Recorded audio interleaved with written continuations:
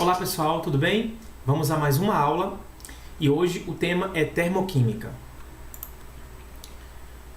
Bom, nós vamos ver alguns conceitos que são importantes hoje, mais especificamente entalpia de combustão, de formação e falar um pouco sobre os estados padrão, o estado padrão dos elementos químicos, tá?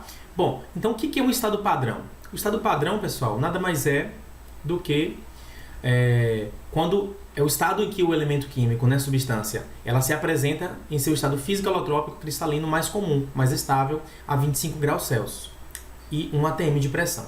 Então isso aqui são as condições normais, nas condições normais de temperatura, condições normais de temperatura e pressão, que a temperatura é 25 graus Celsius e a pressão 1 atm, qual é o estado físico mais comum, mais estável dessa substância química, tá? Bom, o grafite sólido, né, o estado grafite, o oxigênio, o CO2, o estado gasoso e a água líquida.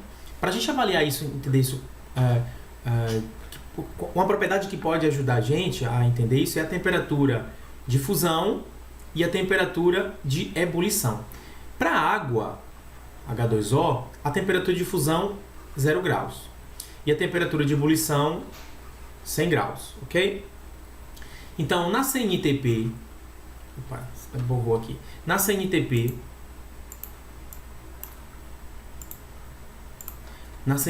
qual é o estado físico da água a 25 graus Celsius? Então, a dica é você fazer uma retinha, uma reta, como se fosse um termômetro, tá? Uma reta numérica, e aí você vai plotar nessa reta aqui a temperatura de fusão e ebulição. No caso da água, a temperatura de fusão é em 0 graus. E a temperatura de ebulição, ela é em 100 graus, ok? Temperatura de ebulição, 100 graus. Bom, então, como o conceito de temperatura de fusão e ebulição é bem simples, né? O que é a temperatura de fusão? É a temperatura onde a substância ela passa do estado sólido, né? Do estado sólido para o estado líquido. E de ebulição, quando ela passa do estado líquido para o estado gasoso, tá? Ou contrário também, a temperatura de fusão ou temperatura de solidificação é quando a substância passa do estado líquido para o estado sólido, e a temperatura de ebulição é quando a substância no estado gasoso ela condensa no estado líquido. No caso da água aqui, abaixo de 0, o estado físico predominante é o sólido. Acima de 0, ela no estado gasoso, ok? Está no estado gás. Deixa eu apagar esse borrãozinho aqui, tá? Está no estado gás. Estado gasoso. Bom, e aqui entre 0 e 100, o estado físico predominante é o estado líquido.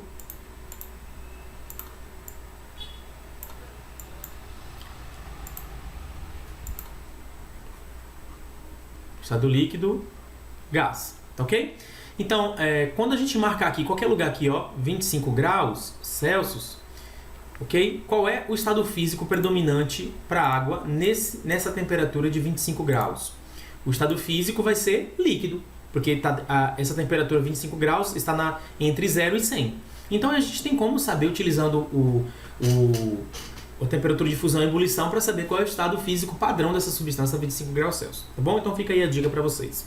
Bom, então quando a substância é simples e se encontra em seu estado padrão, a sua entalpia é igual a 0. Isso aí é como foi convencionado para que a entalpia dessa substância ela seja 0 quando a substância for simples. Então, assim, no seu estado padrão, terão entalpias igual a 0, por exemplo, aqui, né? O carbono grafite, o oxigênio, o fósforo vermelho, o nitrogênio, a prata, o enxofre, ok? Então, são todas substâncias simples. Só para relembrar o conceito de substância simples e a diferença, né? Substância simples para uma substância composta. Por exemplo, aqui o oxigênio é uma substância simples. A substância é formada apenas por átomos do mesmo elemento. Só tem oxigênio na estrutura, na fórmula mínima da substância. O que é diferente da água, né? Você tem lá hidrogênio e oxigênio na estrutura química dessa substância, tá? Na estrutura química da molécula de água. Você tem lá 2 hidrogênios e 1 oxigênio. O que é diferente aqui na molécula de gás oxigênio. Só tem átomos de oxigênio, ok? Bom, e para a gente saber a entalpia padrão de combustão, como é que a gente faz para determinar isso? O que é entalpia padrão de combustão? É a energia liberada na combustão completa de 1 mol de uma substância com todas as substâncias envolvidas na combustão no seu estado padrão. Então, por exemplo, tem uma equação química aqui para ilustrar o processo. Veja aqui, ó, o hidrogênio está sendo queimado, né? Está entrando em combustão, ou seja, ele reage com oxigênio, produzindo água. Então, qual é o conceito de entalpia padrão de combustão? Ou seja, a energia que é liberada, ou seja, o processo ele é exotérmico. Então, libera, nesse caso aqui, menos 68 kJ de energia de um mol de uma determinada substância. Então, como a gente está utilizando hidrogênio para ser queimado aqui, então um mol de hidrogênio está reagindo com meio mol de oxigênio produzindo água, ok? Grafite, por exemplo, queimando o grafite, ele vai reagir com oxigênio, produzindo CO2, liberando ou seja, liberando 393,1 kJ de energia está sendo liberado. Então, veja, todas as substâncias estão sendo no seu estado padrão de combustão, tá, gente? E um mol de substância, tá? Se tivesse 2 mols aqui, por exemplo, na frente do hidrogênio, a gente tem que fazer a proporção estequiométrica para trabalhar com o mol. Então, a expressão correta é dessa forma, tá? Para essas duas equações. Bom, e a entalpia padrão de formação, o que é? Gente, olha só, geralmente a entalpia padrão de formação, ela é fornecida como um dado, tá? Uma informação para que você consiga determinar a entalpia padrão de reação, por exemplo, ou a entalpia de combustão de uma determinada reação química, tá? Então, o que é a entalpia de formação? Ela tem uma leve diferença do conceito de entalpia de combustão. Então, a entalpia de formação é a variação de entalpia envolvida na formação de um mol, de determinada substância. Veja que aqui tem uma diferença em relação à entalpia padrão de combustão. A de combustão fala que é a variação de energia envolvida e tal, na combustão de um mol de substância. Aqui não, é na formação de um mol de substância. A parte de substâncias simples. Já na combustão, as substâncias que vão ser utilizadas para reagir, né, no início do processo, como reagentes, elas não são necessariamente simples. Ela pode ter uma substância composta, como o açúcar, por exemplo, que é a C6H12O6, reagindo com oxigênio, e aí produzindo lá outras substâncias, como gás carbônico, água, e liberando energia, obviamente, tá? E todas as espécies devem estar no seu estado padrão. Senão, a gente não pode chamar aqui, ó, entalpia padrão de formação, ok? Bom, então aqui, olha, tem o hidrogênio reagindo com oxigênio, produzindo água, tá? Um mol de hidrogênio reagindo com meio mol de oxigênio, produzindo um mol de água. Veja que a formação de água, ela é produzida a partir de substâncias simples no seu estado padrão, ok? Aqui, a formação de amônia, ela surge a partir da reação de substâncias simples no seu estado padrão, ok? E é formado um mol de amônia. Veja que são reações também exotérmicas. Podemos calcular a variação de entalpia de uma reação a partir das entalpias de formação das substâncias que participam da reação por essa fórmula aqui. Ou seja, a entalpia final, que é a entalpia dos produtos, e menos a entalpia inicial, que é a entalpia dos reagentes, tá? Então, eu poderia escrever essa fórmula da seguinte maneira, assim, ó, entalpia dos produtos menos a entalpia dos reagentes. Veja que é só uma anotação, só questão de mudança aqui, a diferença aqui é só como que eu escrevo a variável, né? A entalpia final é dos produtos, afinal, os produtos são as substâncias que estão sendo formadas, e a entalpia inicial é a entalpia dos reagentes, ou seja, são substâncias que foram utilizadas para produzir uma determinada substância ou determinadas substâncias, ok? Bom, então, vamos lá. Então, aqui a gente tem reagindo o óxido de magnésio com alumínio, produzindo magnésio sólido e trióxido de alumínio, tá? Então, pessoal, na proporção estequiométrica, a gente tem 3 mols de óxido de magnésio reagindo com 12 mols de alumínio, produzindo 3 mols de magnésio e produzindo também o composto lá de alumínio, tá? O trióxido de alumínio. Então, como eu falei no início dessa aula, a entalpia padrão de substância simples é 0. Então, esse aqui não vai participar do cálculo aqui, para determinar a entalpia de reação, porque o alumínio é uma substância simples.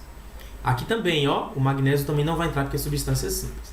Pessoal, aqui nós não temos uma reação de combustão e nenhuma reação, não temos aqui uma equação química de formação de substância nenhuma. Nós temos uma reação química normal e queremos calcular aqui a entalpia de reação, ok? Mas a entalpia de reação, para calcular a entalpia de reação, eu vou precisar dos dados que são importantes aqui, que é a entalpia de formação dessa substância aqui e dessa substância aqui. Ou seja, como é que a gente vai calcular isso, tá? Então, a primeira coisa que a gente tem que fazer aqui, olha, é multiplicar na estequiometria da reação aqui Como a fórmula está dizendo, né? ΔH é a variação entalpia final menos inicial. Então o que eu já vou fazer? Eu já vou montar a equação química aqui. Aqui vai ser o ΔH final. Opa, escrevi errado. ΔH, na verdade, é a entalpia dos produtos menos, ao menos aqui, a entalpia dos reagentes. Então veja, como o do alumínio é zero, 2 vezes 10 é zero e 3 vezes 0 do manganês é zero também. Então o que me interessa é 1 mol vezes a entalpia de formação dessa substância aqui, que foi dada na questão, menos 1670. E o que me interessa é essa entalpia aqui, que é dessa substância que foi dada, menos 604, ok? Então, pessoal, eu vou fazer 1 mol vezes 1670, aqui ó, 1 mol menos 1670, e 3 mols vezes menos 604. Então pronto, coloquei isso na fórmula aqui, ó, essa fórmulazinha muito simples de aplicar. Agora é só matemática, tá? 1 vezes 1670 é menos 1670. Menos da fórmula a gente repete, 3 vezes menos 604, então dá menos 1812. Aqui vai ter um jogo de sinal, tá, pessoal? Ó, menos com vezes menos dá mais. Então aqui vai ter menos 1670 mais 1812. Isso aqui vai dar uma variação de entalpia positiva. O processo aqui, essa reação química aqui, é uma reação química endotérmica, tá, pessoal? É um processo endotérmico. Pronto, foi calculada a variação de entalpia da reação. Ou seja, essa reação química para acontecer aqui é um processo em que absorve-se mais energia do que se libera energia durante todo o processo. E os produtos que são formados, eles estão em um nível energético um pouco maior do que os produtos que foram utilizados para produzir, para reagir inicialmente. Outro exemplo aqui para a gente fixar o conteúdo na nossa cabeça, tá? Na cabeça de vocês aí especificamente. Então, um dos sérios problemas da maioria das regiões metropolitanas é a chuva. Por quê? Um dos responsáveis é o poluente SO3, que é um poluente que reage com água, produzindo da chuva, originando o ácido sulfúrico, gente. Ó, o ácido sulfúrico ele tem essa fórmula aqui, ó, H2SO4, tá? Então vamos continuar o raciocínio aqui. Então o SO3 não é um poluente produzido diretamente pelas fontes poluidoras, mas é formado quando o SO2 eles queimam, tá? Eles reagem com o oxigênio do ar, que é essa equação aqui embaixo, pessoal. Ó, o SO2, que é produzido, né, pela queima de combustíveis automobilísticos, combustíveis fósseis, ele reage com oxigênio, produz SO3. O SO3 em contato com a água atmosférica vai produzir H2SO4. Essa reação aqui ela não faz parte da questão. A questão não está se referindo a essa reação aqui, tá, gente? Então ela não interessa pra gente. Estou colocando aqui a título de conhecimento. Então o que está sendo focado aqui na questão é o SO2, que é produzido a partir da queima de combustíveis, reage com oxigênio, produzindo SO3. Ok? E aí pede para calcular o ΔH dessa reação, baseando-se nas entalpias padrão de formação. Interessante, eu tenho entalpia padrão de formação do SO2 e tenho aqui do SO3, tá? Do SO2 é menos 297 e do SO3 menos 396. Como é que a gente resolve isso? Pessoal, não se esqueçam que a entalpia padrão de substância simples é sempre zero, não se esqueçam disso, tá? Então vamos lá. A gente tem que lembrar dessa equaçãozinha aqui, tá? Entalpia final é a entalpia dos produtos, entalpia inicial é a entalpia dos reagentes. Tá, pessoal? Vamos lá. Então vamos substituir os valores, né? A entalpia final vai ser 2 mols vezes a entalpia de formação do SO3. Tá aqui, ó. A entalpia de padrão do SO3, de formação do SO3, tá aqui, ó. Menos 396. Então vou colocar 2 vezes esse valor, ok? Menos da fórmula, tá aqui, menos da fórmula. 2 mols, né, vezes 297, ó. A entalpia dos reagentes aqui, que é o SO2, tá aqui, ó. 2 mols, vezes a entalpia do SO2, que é esse aqui, 297, ok? Pronto, agora é só matemática aqui, acabou a química. Só vou multiplicar 2 vezes 396, 2 vezes 297. Bom, 2 vezes 396 dá 792, menos da fórmula. 2 vezes 297 menos 594, tá? Aqui vai ter um jogo de sinal novamente entre esses dois sinais. Então a gente vai ter aqui 792 negativo mais 594 positivo, né? Então pronto. Aí agora a gente vai ter o cálculo aqui que vai dar menos 198. Ok, pessoal? Continuando aqui com outro exercício. A ideia, pessoal, é o seguinte: você quer treinar, fazer exercício para treinar? Dá pausa no vídeo, faz o exercício, vê como é que você saiu, depois você dá play e confere para ver se sua resposta está batendo com a minha aí, tá legal? Então, de acordo com a equação abaixo, os dados fornecidos, a gente tem aqui, olha, o etino, pessoal, tá? O etino reagindo com oxigênio, produzindo CO2 e água. Veja que a reação aqui é a reação de combustão, ok? E aí são dados aqui as entalpias de formação das substâncias, do etino, do CO2 e da água. Por que não deu do oxigênio? Porque a gente já sabe que é zero, não se passe nisso, tá, pessoal? A entalpia de padrão ao de formação do oxigênio é zero, porque é uma substância simples, ok? Pronto, agora é só a aplicação da formulazinha básica, tá? Bora lá. Então, a variação de entalpia, a gente utiliza essa fórmula aqui, como vocês já viram, tá? Então, aplicando a fórmula, vai ficar, observe, 2 mols vezes a entalpia do gás carbônico, tá, gente? Aqui. 2 mols vezes a entalpia do gás carbônico, que é menos 393, vezes 1 mol, que é a entalpia da água, que está aqui, ó, 285. Ok? Então vamos dar play aqui, vamos dar seguimento aqui. Então fica 2 vezes menos 393, mais 1 vezes menos 285, menos da fórmula, tá aqui, esse menos aqui é da fórmula, tá, gente? Aqui, ó, da fórmula aqui. Mais 226,5. Veja aqui, isso aqui, ó, a entalpia do acetino, que tá aqui, ó. Pronto, gente, agora acabou a química aqui, agora é só matemática, ó. Multiplicando aqui o 2 vezes 393, mais 1 vezes 285, dá negativo, pronto. Menos 226,5, aqui tem jogo de sinal aqui, ó. Jogo de sinal, menos vezes mais dá menos. Pronto, gente, 1.298,6 kJ por mol, tá? Letra B, ok? Outro exemplo, outro exercício. Sabendo que o ΔH de formação do óxido de ferro 2 é igual a menos 64,04 e quilocalorias por mol. E o ΔH de formação do óxido de ferro é igual a 196,5 negativos. Pronto.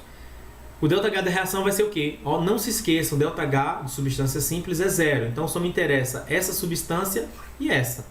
Então calculando aqui a variação de entalpia, observe o raciocínio novamente. Pronto. Então vai ficar 1 mol aqui vezes a entalpia de formação dessa substância, menos 2 mols vezes a entalpia de formação do óxido de ferro. Tá, gente? Então aplicação de fórmula direta.